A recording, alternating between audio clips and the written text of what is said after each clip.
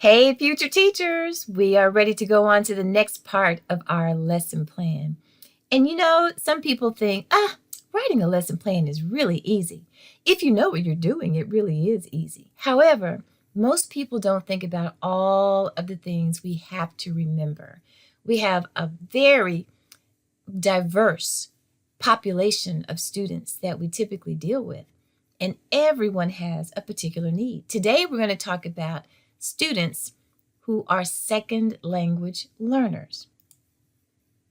A common misconception among those who don't know about education very much is that if you teach students who are learning a second language, you must be fluent in that second language yourself. Not so. If you are a bilingual teacher, on the other hand, that is the case. But if you are a teacher of second language students, you will need to be certified as an ESL teacher, English as a second language.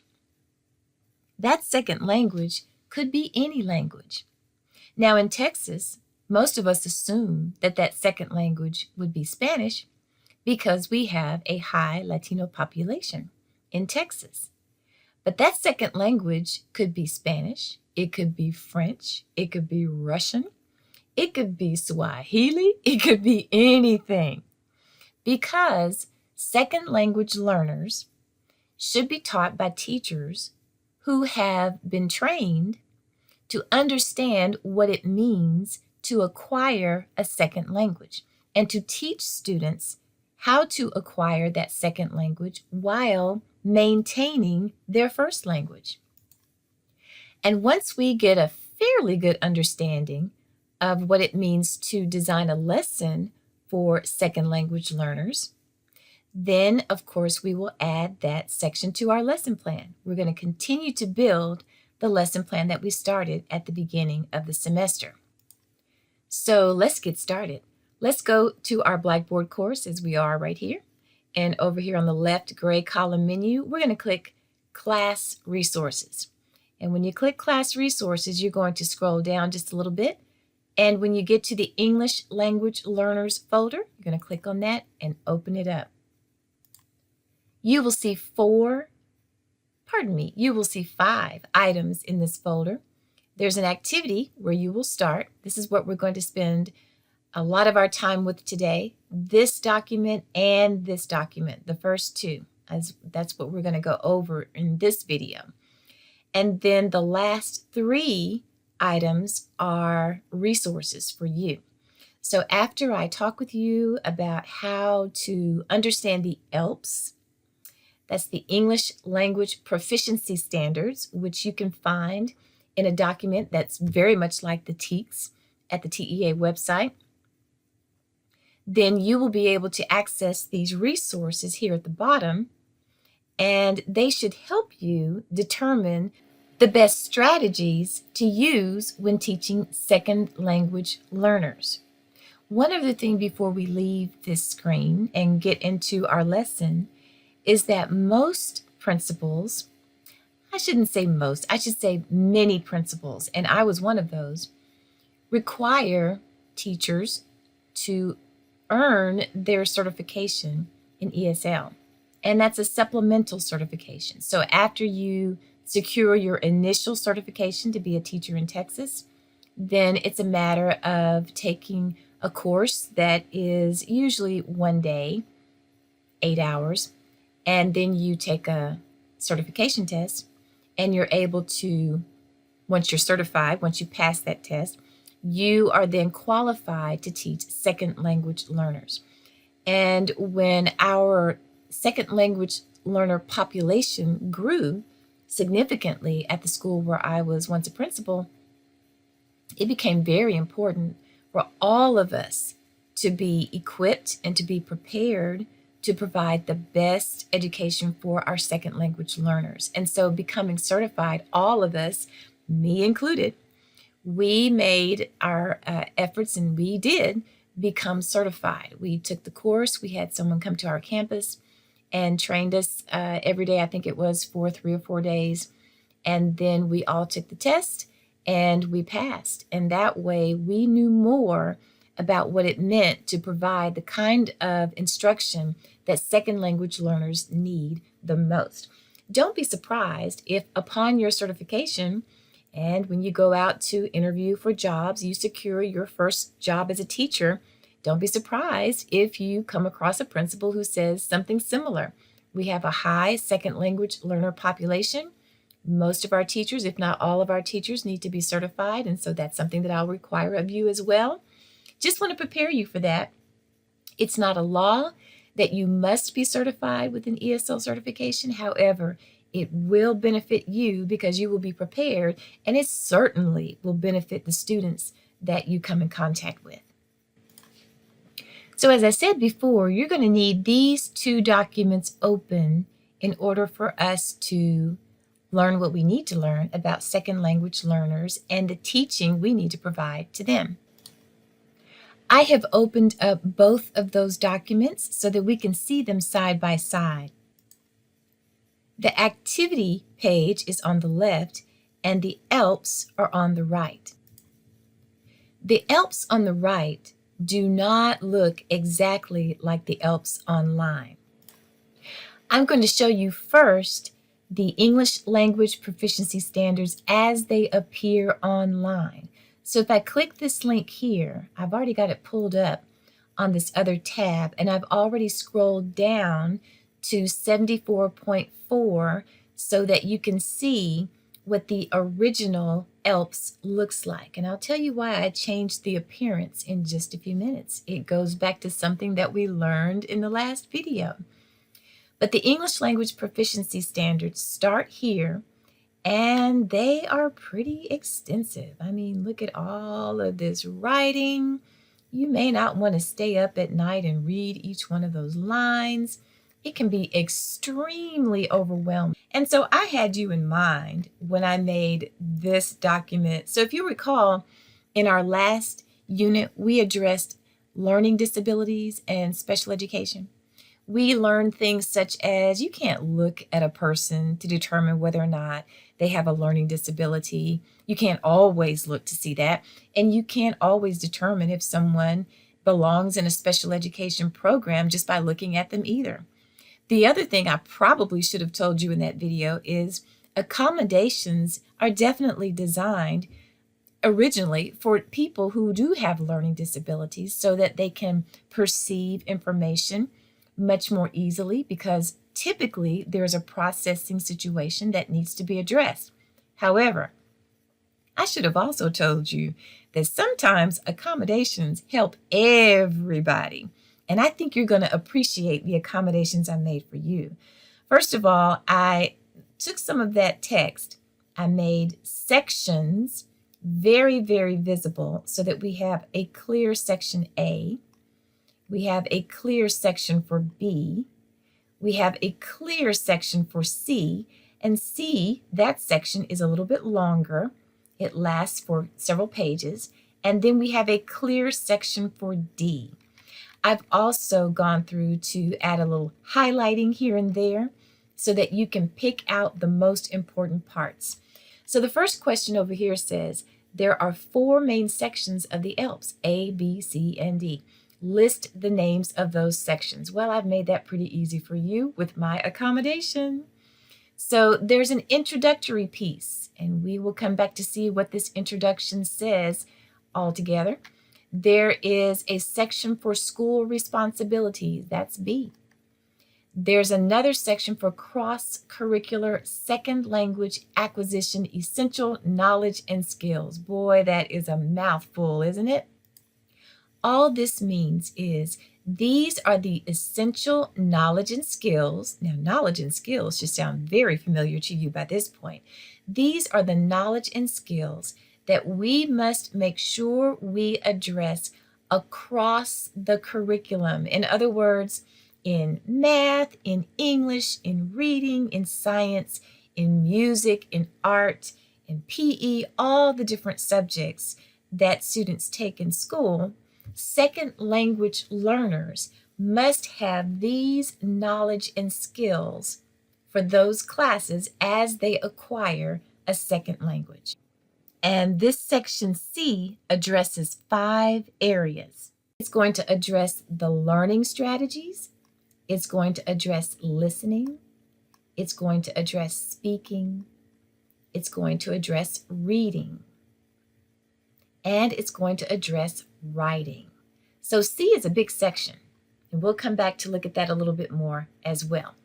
D, the 4th section, these are proficiency level descriptors.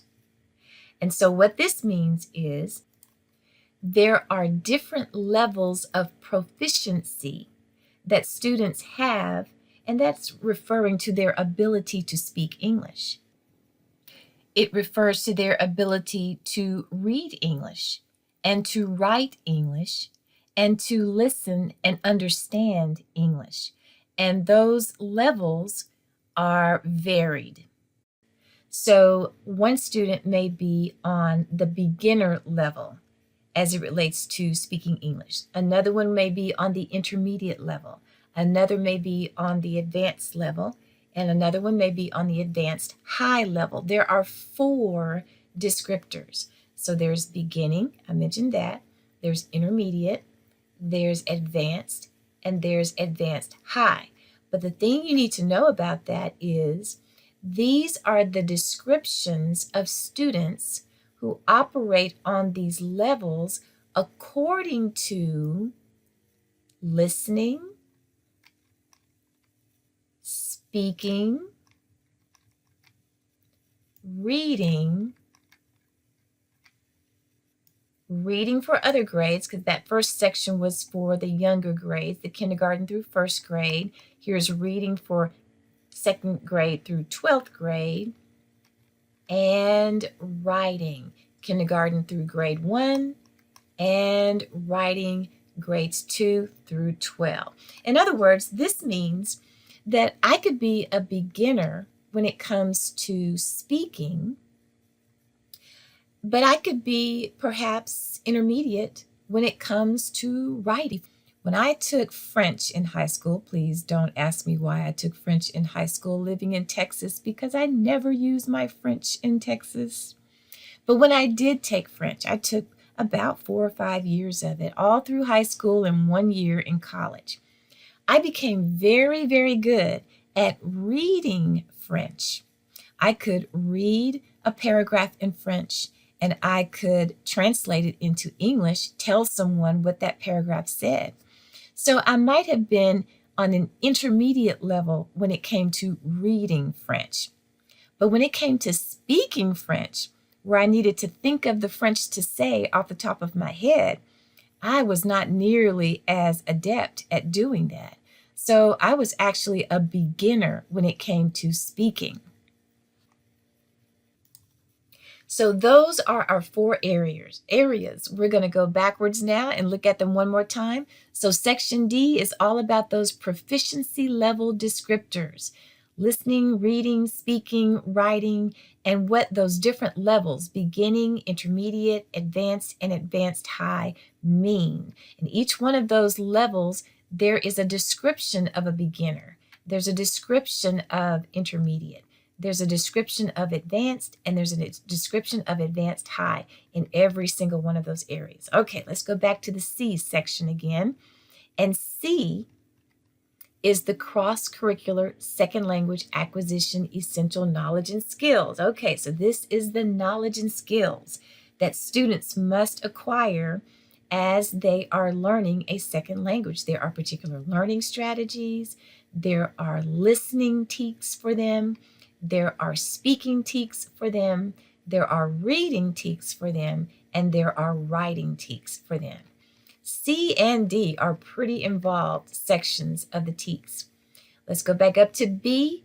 B represents our school district responsibilities. And we're going to go through this in just a second to see what is the responsibility of the school district. And we're back up to A, our introduction. And this tells us a little bit more about what to expect in the rest of those sections. So that's the answer to number 1, those 4 sections and what they are. The second question says, read section A1. Okay, that's going to be right in here. Here's A and here's 1. The question asks, what does the information in this passage mean for your lesson planning? Well, we wouldn't be reading this if it didn't have something directly to do with our lesson planning. So let's take a look at this first paragraph here. The English language proficiency standards in this section outline English language proficiency level descriptors and student expectations for English language learners. School districts shall implement this section as an integral part of each subject in the required curriculum. The English language proficiency standards are to be published along with the Texas Essential Knowledge and Skills for each subject in the required curriculum. I'll bet lots of people don't pay much attention to that. What that says in a nutshell is it doesn't matter what subject you teach. You are going to be responsible if you have any second language learners in your classes, which you probably will. You will be responsible for identifying the appropriate TEKS for them, the ELPs for them, and you will be responsible for helping those students acquire English as a second language.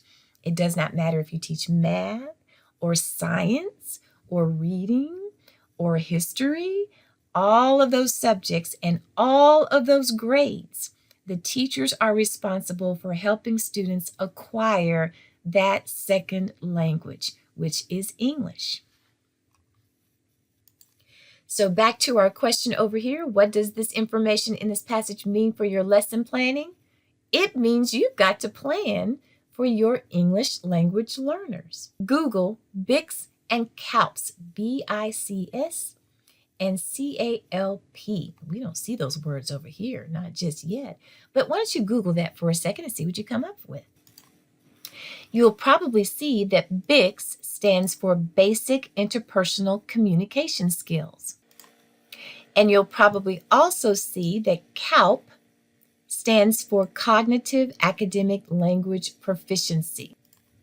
So in a nutshell, BICS are the words that you use to speak in everyday language with common needs. So if you have good, strong BICS in any language, it means that you know how to ask for a glass of water. You know how to get directions to go someplace. You know how to ask where the bathroom is. The survival language is what you know. And so back when I learned my French, I did finally get an opportunity to go to France. And when I got there, that's what I knew best. I knew how to ask for a glass of water. I knew how to ask for directions. That was survival French. That's BICS. CALPS, on the other hand, that is the academic language that you need to function in classrooms. So while I may have been able to get around in France with that survival French, if I were to go and sit in a chemistry class in French, in France, Dr. Price would drown. She would not know what she was doing at all because I don't know the academic language of French. Second language learners, those who are learning English in our country, it's very unlikely if they are beginners as speakers that they know the academic language when it comes to science, when it comes to math, when it comes to English. They must learn that academic language. Your job is to help that student develop CALPS, academic language. So back over to our question number 3, explain your responsibility regarding BICS and CALPS. We have to develop the CALPS that our students have or don't have as second language learners. Number 4 says, what skills must ELL students acquire under your supervision and to which grade levels does the mandate apply? And for this answer, we're going to go see A and number 4 and number 5 in the introduction. Which two are output skills and which two are input skills? Well, let's go look at that. So here is, we're still in section A, numbers 4 and 5. Here they are.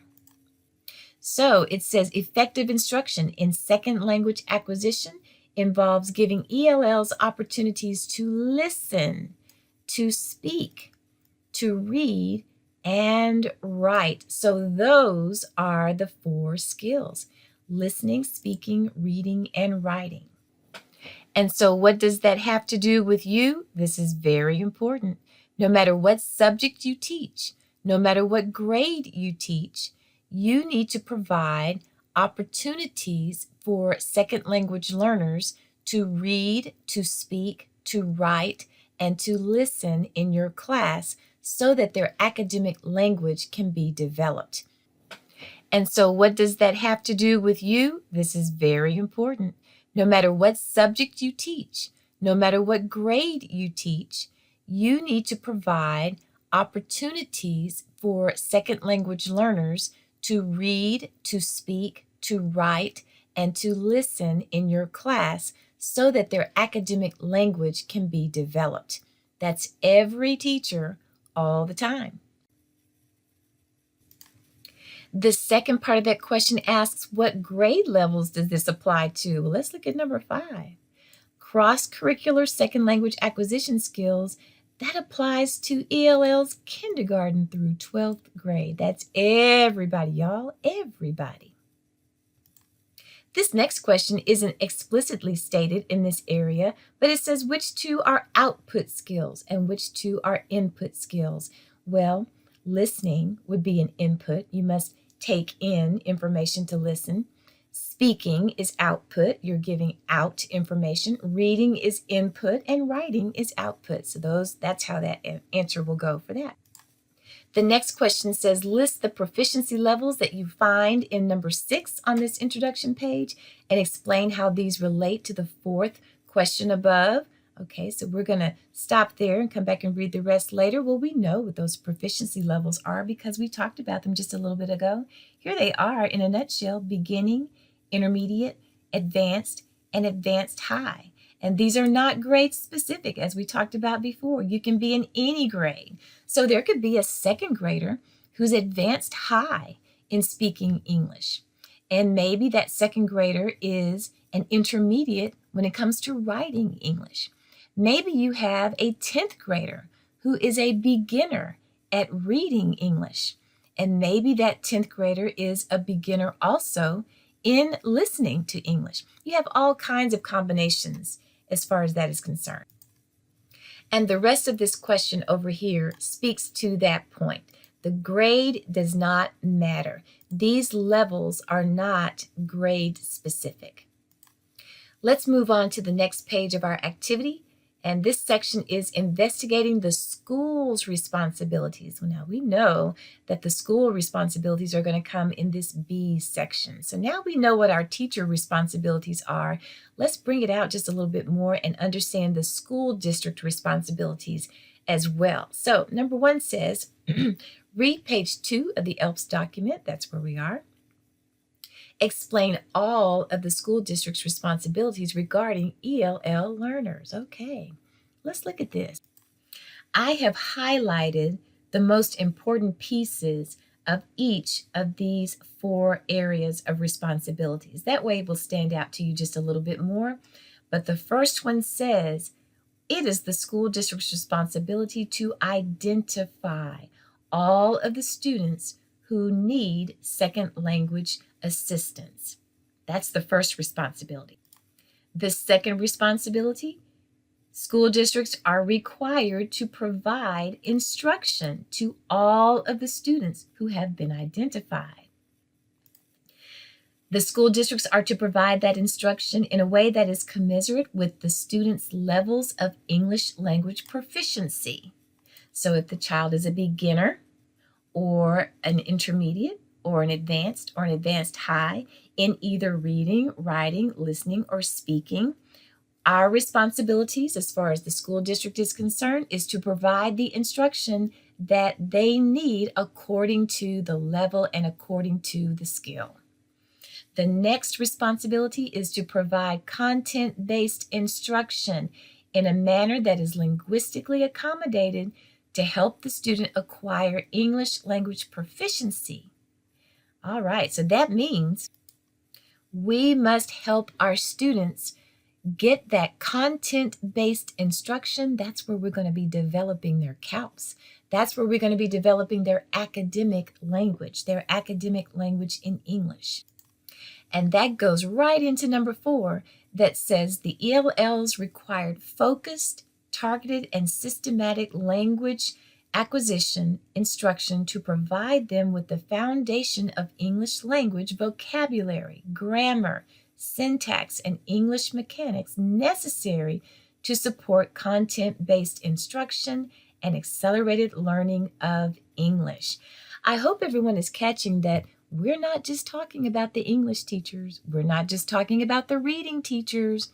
This is everybody who is responsible for helping ELL students, English language learners, or ESL, those are kind of interchangeable, English as a second language learners, that's the same thing, helping them acquire English so that they can speak it on an academic level. The next section, we kind of already have talked about this. What is the difference between section C and section D on the ELPS document? And why are these sections very important? We've covered this a little bit already. C is a list of essential knowledge and skills necessary across all subjects. That's what that cross-curricular part means. Across all subjects in order for students to acquire English as a second language. And so each one of these student expectations, oh, that sounds familiar, doesn't it? Each one of these student expectations we must address as teachers of students of second language, students who are second language learners. And so those TEKS address learning strategies, they address listening. So there are listening TEKS they must follow, they must master. There are speaking TEKS that students must master. There are reading TEKS that students must master. And there are writing TEKS that students must master. Okay, and then D, one more time. D, this is our proficiency level descriptors. I think you already know what they are. What are they? If we were in a face-to-face class right now, I would pause and I would wait for someone to let me know what are those levels. There are 4 of them: beginner, intermediate, advanced, and advanced high. And each one of those levels has a description. So those students who are in kindergarten through 12th grade, who are in the listening area, if they need help in listening, and if they are a beginner, then these are the characteristics of students who are beginners as listeners, K through 12. In other words, those students struggle to understand simple conversations and simple discussions, even when the topics are familiar and the speaker uses linguistic support such as visual, slower speech, and other verbal cues. This is a description, all of this area is a description of what those who are beginners as listeners exhibit. This is a list of how we describe those students who are intermediate listeners, K through 12. They usually understand simple or routine directions, and I'll let you read the rest of that yourself. But that's what this section is. This is a description of students who are advanced listeners, K through 12. This is a description of them. And this is a description of the students who are advanced high listeners, K through 12. That's how you read each one of these sections. The same thing goes for beginning speakers, K through 12. Intermediate speakers have characteristics, K through 12. And I'll let you finish the rest of that on your own, but that's how you read that section. Why are these sections very important? They're important because we need to know these characteristics so that we can decide as lesson planners the best ways to address helping them to become better listeners, speakers, readers, and writers of English. Based upon their characteristics as listeners, based upon their characteristics as speakers, as readers, as writers, we can determine the best way to teach them. The good thing is You will not be expected to come up with these strategies or to determine the best way to instruct your students completely on your own. There is a committee that is led by a person who is experienced in these things. And that committee, which will include you if you have any students who are second language learners, decides together how best to address the students' needs. You need to know something going into that meeting. However, you will not have to make these decisions alone. Now, if we were in a face-to-face class, here's where I would stop and say, I'm going to give you a few minutes to work with a partner.